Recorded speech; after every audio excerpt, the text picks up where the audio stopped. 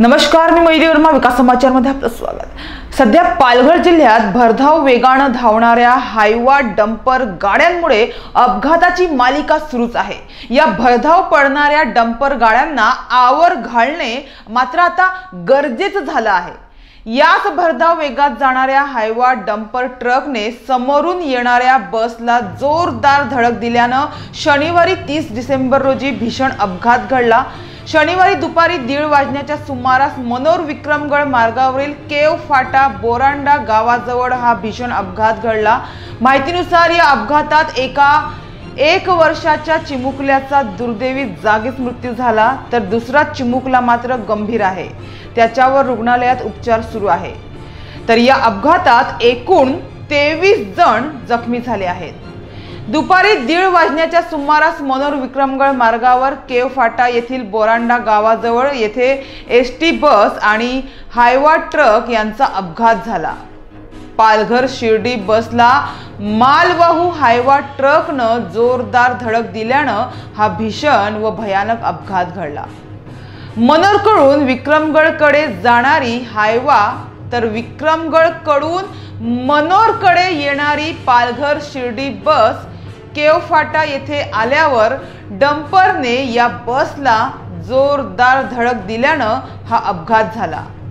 पोलिसांनी घटनास्थळी धाव घेत स्थानिकांच्या मदतीने जखमींना सहाय्य केलं. या अपघातातील जखमी प्रवाशांना अकील सय्यद यांच्या रुग्णवाहिकेसह इतर 2 रुग्णवाहिकेतून तातडीने मनोर ग्रामीण रुग्णालयात दाखल करण्यात आले.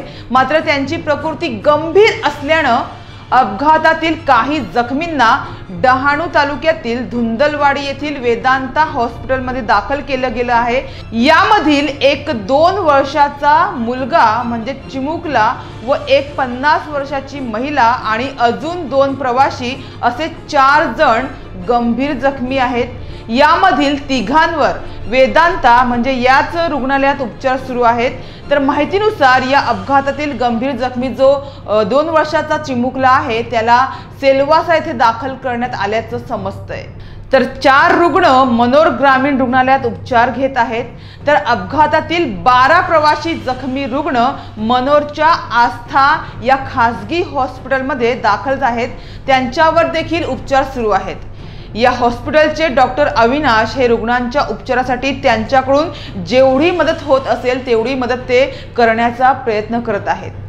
यामधील एक रुग्ण म्हणजेच या आस्था हॉस्पिटलमध्ये जे 12 रुग्ण दाखल आहेत त्यामधीलच फरीन या महिलेचं काल रात्रीच ऑपरेशन सुद्धा करण्यात आलं आहे. या अपघातातील बसच्या चालकाच्या हाताला मार लागला असून त्यांचा हात फ्रॅक्चर झाल्यानं त्यांच्यावर सुद्धा एका रुग्णालयात उपचार सुरू आहेत.